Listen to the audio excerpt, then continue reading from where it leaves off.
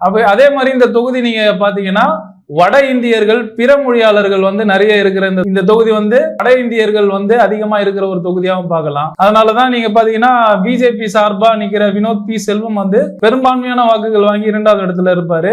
அதிமுகவும் இத பிஜேபிக்கு கொடுக்கறதுக்கு சில காரணங்கள் இருந்தது. அந்த மாதிரி இந்த தொகுதியை பாத்தீங்கன்னா தொடர்ந்து சேகர் பாபு அவர்கள் வெற்றி அடைவாரா நம்ம பார்க்கும்போது இப்போ ஒரு ஆண்டு காலமா நம்ம தொடர்ந்து செய்திகள்ல பார்க்கும்போது அவரை பத்தி நிறைய நெகட்டிவான விஷயம் தான் பிரஸ்ல வருது.